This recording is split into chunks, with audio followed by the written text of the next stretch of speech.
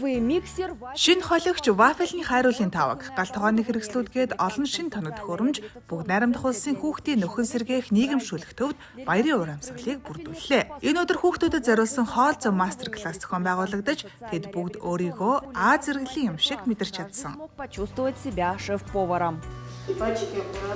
Рууга болгоомжтой модо бариарай. Энэ том хэсэг байна. Алив хэлчи. Галт тогооны бүх хэрэгсэл тоног төхөөрөмжийг эхийн баяр сангийн үйл ажиллагаанд зориулан Cosmos Selection зочид буудлын төлөөлөгчөд хандвалжээ. Бид хүүхэд бүрийг хоол хийх урлагт ойртуулж, өөрийгөө хөгжүүлэх боломж олгохыг хүсэж байна. Магадгүй хэн нэгний хувьд энэ шин сонирхол болж цаашлаад мэргэжилж болох боломжтой. Cosmos Selection зочид буудал сайхан ирээдүйн төлөө төслийн хүрээнд эхийн баяр санд энэхүү бэлгээг гардуулсан байна. Манай төслийн анхны чиглэл бол халамжийн төвд ирсэн өсвөр насны хүүхдүүдийн өөртөө итгэх итгэлийг нэмэгдүүлэх, урам зориг өгөх. Удаах чиглэл нь эцэг эхчүүдэд туслах. Хэрэв тухайн гэр бүлд санхүүгийн бэрхшээл тулгарсан, эсвэл хүүхдээ алдах эрсдэлтэй нөхцөл байдал үүссэн бол бид эдгээр гэр бүлд дэмжлэг үзүүлдэг. Галт тогооны тоног төхөөрөмж бүгд найрамдах улсын хүүхдийн халамж нийгэмшүүлэх төвд хадгалагдаж, цаашаа тус төв болон тус улсын өнцөг булан бүрдэх хүүхдийн асрамжийн газруудад зохион байгуулагдах мастер класс ашиглагдах юм.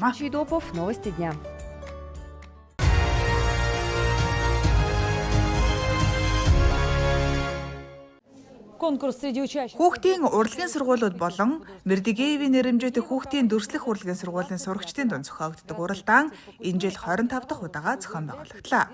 Энэхүү уралдааныг Улаанбаатар хотын соёлын хорооноос зохион байгуулсан бөгөөд авьяаслах хүүхдүүдийг нээн илрүүлж, бүтээлч чадварыг нь хөгжүүлэх нөхцөл бүрдүүлэх зорилготой юм. Энэ уралдааны ялагч, тэргүүлэгч, оролцогчдын дийлэнх нь Мердигеевийн нэрэмжит сургуулийн сурагчид байдаг. Тэд цаашид зураач, дизайнер чиглэлээр суралцдаг. Савели Дерябин уг дүрслэх урлагийн сургуульд 3 дахь жилдээ суралцж байна. Тэрээр ур чадвараа эрс сайжруулсан гэж үздэг бөгөөд график зураг зурах чиглэлд илүү дуртай гинэ. Би зурах маш их сонирхолтой. Ялангуяа усан будгийн техник нь олон янзын боломж олгодог учраас энэ чиглэл рүү хөтлөгдөж байна. Би ирээдүгөө зургийн уран бүтээлтэй холбож, уран зургийн мэргэжлэр суралцахыг хүсэж байна. Энэ жилийн уралдаанд дүрслэх болон гоёлын хэрэглээний урлагийн чиглэлээр нийт 216 бүтээл ирсэн бөгөөд тэдгээрээс 15 бүтээл шалгарч уралдааны шагналын эзэд болсон. Тэдний нэг нь Полина Карелова. Би анх удаа шагнал гардаж байгаа болохоор алмаарчгаад л байна. Зурхаа үргэлжлүүлэх үү? Мэдээж хобби маягаар лицейгээ төгсдөл зурнаа. Би зурх их дуртай. Насаараач зурсан чадна. Сэтгэл санаа өөдрөг болж сайхан байдгийн. Бурайдын дүрслэх урлагийн үндэслэгч, Бурайдын АССР-ийн ардын зураач Роман Сидорович Мердигеевийн нэрэмжит энэхүү шагналын уралдааныг соёлын хороо 2001 оноос хойш тогтмол зохион байгуулж байна.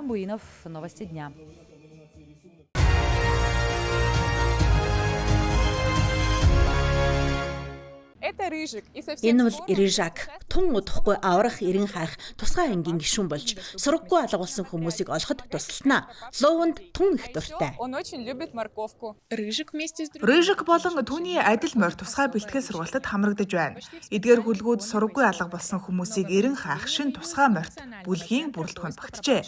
Энэ шин анги нь сураггүй алга болсон хүмүүсийг эрен хайх үндэсний төвийн харьяанд байгуулагдаж байгаа бөгөөд морьд нь оймод, уул толгод зэрэг бартаатай газарт ажиллах аврагчдад үнд тусламж үзүүлэх юм а. Хамгийн том хүндрэл бол морь хүн хоёрын уялдаа холбоо.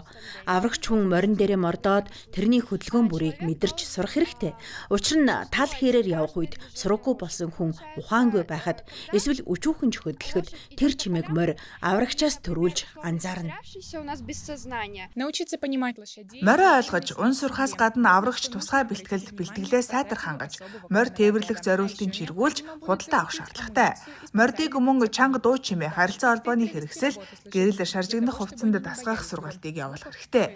Энэ шин чиглэл манай бүс нутагт дөнгөж бүрэлдэж эхэлж байгаач олон хүн нэгдэх сонирхолтой байна. Шинээр элсэгчид аль хэдийн бэлтгэл сургалтаа эхлүүлээд байна.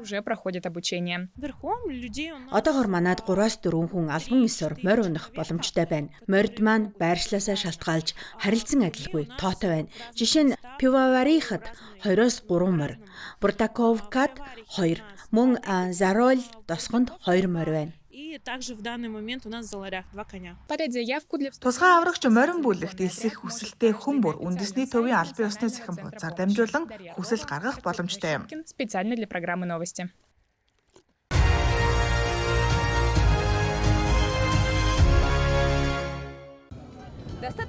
Зургаадугаар сар гэхэд нэлээд сэрүүн байна. Кино наадам эхлэхэд 30 минут үлдсэн хэдий ч Читагийн олон оршин суугч, цугларч, судлаа эзэлжээ.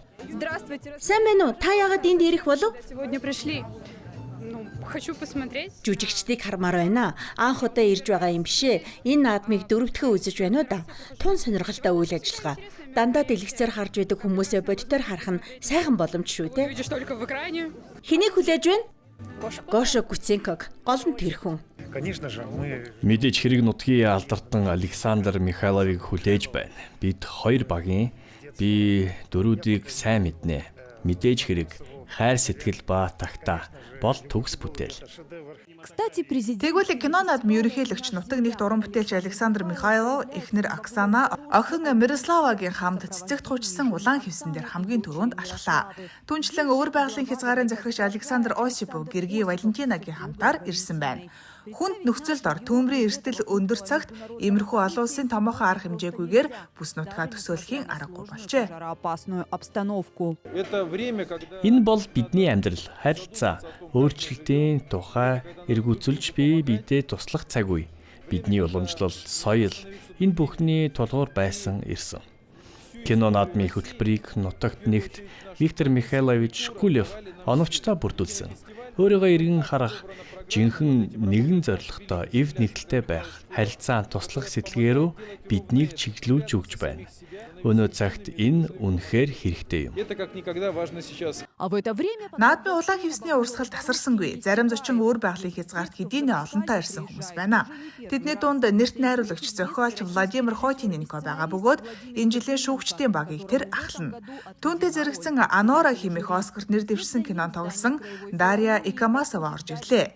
Жүжигчнийг энтхэгийн найруулагч жүжигчин Пушпендра Синх дагалджээ. Урлагийнхан тайзан дээрээс сэтгэгдэл уран бүтээлийн төлөвлөгөөгөө хуваалцсан бөгөөд тэдний олонхын хувьд Чита хот сэтгэлд нь дотно гэлээ. Та нарыг байлдан дагуулгах хэрэггүй гэж бодож байна. Бид хамтдаа энэ наадмаас таашаал авнаа. Маргааш мөн адил өнөөдөр нэг дуудуулж хөөрцгөн Юлия Пак 2 дахь голосын финалд шалгарсан жүжигчин маань энд байна. Тэр Дорн Сибирээс гаралтай харин ээж нь Читагийнх нь. Өнөөдөр ээжийнхаа төрсөн байшинг харсан гинлээ. Зохиолч жүжигчин Анна Ардова энэ кино наадмын хувцаа урьдчилан бэлдсэн бөгөөд багуул цэцгэн хийтэй даашин золон гэдэг тэмч амар ажил биш байж. Хэдий завгүй хуваартайч энэ арга хэмжээнд эрэхтэй үргэлж баяртай байдаг. Урд нь 2 жилийн өмнө ирж байсан. Тэр үед Вертинскийн дууг голлууд уулсан. Энэ удаа Цветаева Мандельштамын шүлэгт зориулсан дууг дуулна. Вестринский уулын баяжуулах үйлдвэр өөр байгалийн хязгаарын олон улсын кино наадмын ерөнхий түнш хэвээрээ үлдэж, олонний хайртай уран бүтээлчидтэй уулзах уулзалтуудыг зохион байгуулдаг. Харамсалтай нь бороотой үйлэрхэг цаг агаарын улмаас уран бүтээлчид Газимурскийн үйлдвэрлэлээс чадаагүй тул Читад үн төлбөргүй тоглолт зохион байгууллаа. Энэ жил Быстра өвгөр зогсохгүй Галенина тосгоны сүмийн тухай богино хэмжээний кино хийж, өнөөрөө богино киноны үдшийн шувтаргаж шалгарсан бүтээлүүдийн хамт танилцуулна. Быстрагийн хувьд ийм төсөлд оролцох нь зүгээр нэг нийгмийн хариуцлага бус, харин ч манай бус нутгийн хөгжилд оруулж буй бодит хөрөнгө оруулалт юм. Урлаг нийгмийн хөгжлийг үнэхээр урагшлуулдаг. Энэ бол зүгээр кино үзэх биш, дэлхийн хэмжээний 4 киноны нээлт болох гэж ойлгосон. Энэ бол харилцаа, туршлага, санаа бодлоо солилцох талбар. став визитной карточкой. Өвөр байгалийн хязгаарын нэрийн хуудас болсон энэхүү кино наадам бүс нутгийн кино үйлдвэрлэлийн хөгжлийг дэмжих олон улсын харилцааг бэхжүүлэх хөшүүрэг болсоор байна. 2025 онд анх удаа энэхүү наадмын хүрээнд rebate буюу кино зураг авалтын зардлын тодорхой хувийг буцаан олгох тухай санаачлага хөндөгдсөн байна. Территории. Орос даяар rebate маш амжилттай хэрэгжиж байна. Манай хязгаартай харамсалтай нь одоогоор туршлагагүй байна. Гэхдээ бид ийм санаачлага гаргасан. Цаашид бидэнд кино хийх зорилгоор жуулчид ирнэ. Бид хятад улстайч хамтран ажиллах бүрэн боломжтой. Манай нутаг газар зүйн хувьд онцлогтой. Нар ургах цаг урт, газар нутгийн байгаль, орчин нь маш олон төрөл шүү дээ. Церемония открытия. Нээлтийн ёслол хараа булаасан видео бичлэгээр эхэлж тайз бүхэлдээ дэлгэц болж хувирлаа. Эхний мэдчилгээ, эхний тоглолт, нэр дэвшигчдийн танилцуулгаар кино наадмын үд нээгдлээ. Шүүгчдийг хүлээж буй их ажил, үзэгчдийг хүлээж буй шинэ нээлт, урлагийн авгаа аялал эхэллээ. Өвөр байгалийн хязгаарын 12 дахь удаагийн олон улсын кино наадам албан ёсоор инхүү нээлттэй хийлээ.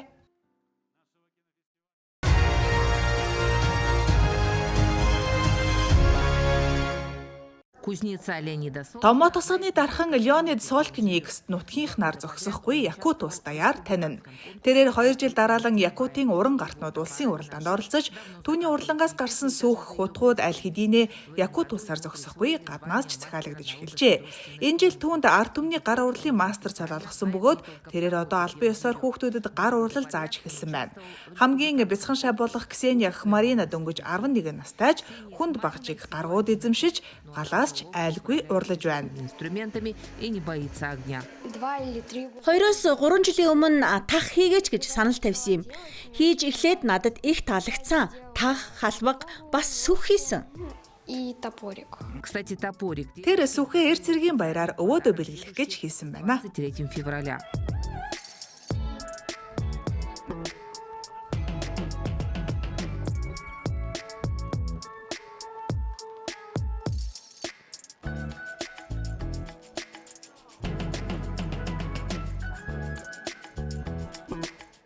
Дархны хэлж байгаагаар хүүхдүүдэд заах нь амархан, гол нь тэдний чин хүсэл эрмэлзэл байх ёстой гинэ. Шаргуу байдал сонирхолтой байгаа хэсэг нь нүдэнд нь ил харагддаг. Хин тууштай сурахыг хүсэж байна, тэр нь анзаарагддаг. Хүүхэдтэй холбоо тогтоох нь хамгийн чухал. Энэ нь надад ч бас маш сонирхолтой шүү. Тэдний сэтгэлгээ, асуудлууд, наргаа хөрлөөр би тэдэнд найз шиг л ханддаг. Дархны уралд хөвгүүд ч ирдэг, охтууд ч илүү анхааралтай, тууштай гэж дархан үзэж байна. Анх ирэхэд бүх юм нь таалагдсан. Алхаар товших, алх барих гээд юм бүхэн нь таалагдсан. Би ер нь гадуур их явах дуртай хүн. Гэвч энд гойд сайхан байдгийн. Дархны ур чадварт биеийн хүчнээс илүүтэй сэтгэлийн тэнхээ чухал. Магадгүй эдгээр охтоос ирээдүйн жинхэнэ дархан төрөн гарах юм билүү? Харин мастер өөрөө энэ урлалын мэдлэг чадвар нь амьдралд ямар ч тохиолдолд хэрэг болно гэдэгт итгэлтэй байна. Энэ өвлүүлсэн туршлага хаа нэгтээ хэрэг болно гэж найдаж байна. Дархан багш хүүхдүүдтэй ажиллахаас гадна өөрийн уран бүтээлээ ч үргэлжлүүлж байна. Түүний уралсан өрмөс бүтээлүүд тунчиг эрэлттэй байдгийн хэрэггүй мэд санагдах төмрийн хаягдалч түүний гарт шинэ амьдрал олж байна. Хийх дуртай зүйлээ хийж, мэдлэгээ хуваалцсан хэрэгтэй хүн байх. Энэ л жинхэнэ аз жаргал биш гэж үү?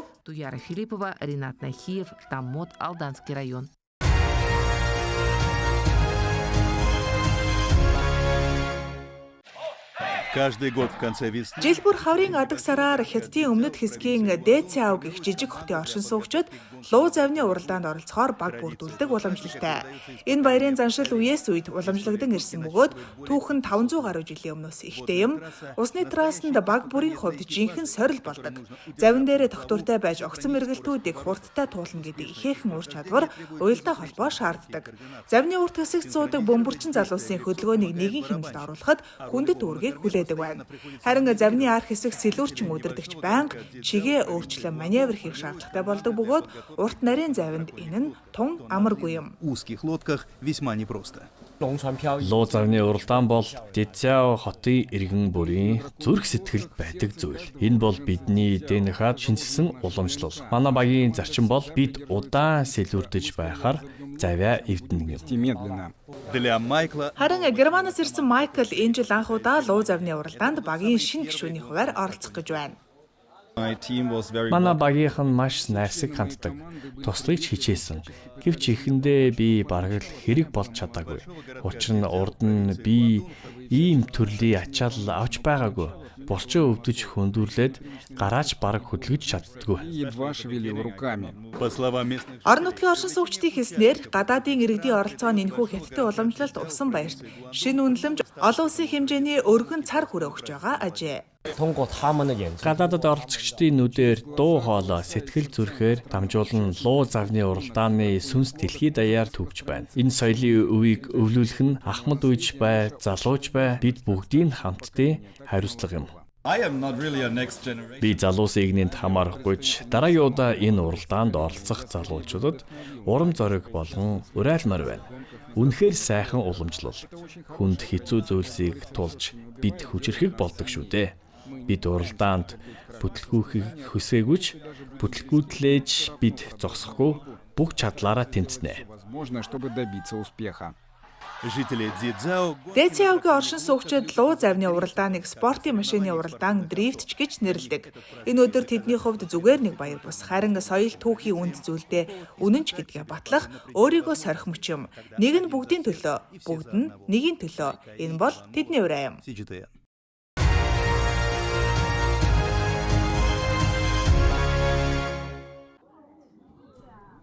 В Пекинском районе Си. Бээжин хотын Сичийн дүүрэгт соёлын өвийг шинжилэн сэргээх томоохон төсөл амжилттай хэрэгжлээ. Энэхүү төсөл нь нийслэлийн түүхэн төв хэсгийн нэг болох Дацисян гудамжны иж бүрэн дахин төлөвлөлт сэргээн засварлалт байлаа.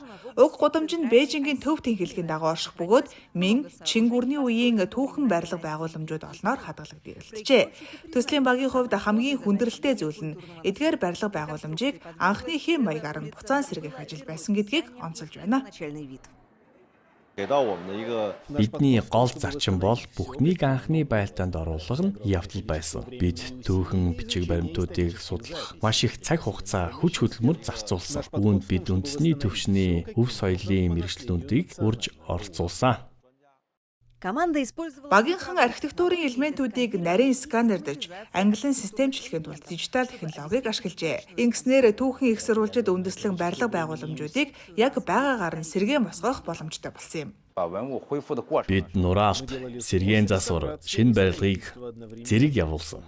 Энэ үед барилгын анхны хэлбэрүүдийг бүрэн тэмдэглэн дижитал зураглалаар гаргахын тулд дроноор өндрөөс зураг авсан, визуалчилсан. Ингэснээр дизайнеруудын хоорондын зөрүүтэй санаанууд болон түүхэн их бичиг нийцэх, наривчлалын асуудлыг шийдэрлэхэд тус болсон. Уровнем точных отсылок к первоисточнику. Помимо реконструкции... Зөвхөн гудамжийг сэргээгээ зогсохгүй төслийн багийнхан урд нь олон нийтэд нээлттэй байгаагүй 6 дотор хашааг их торгоны замын урлаг, соёлын үеийн үнэгүй музей болгон тогтчулжээ. Энэ нь хятадын баялаг түүхэн өвийг орчин үеийн соёлын урсгалтай холбох шинэ гүүр болж байна. Касюк Джан Мэн Юань, Сижитян.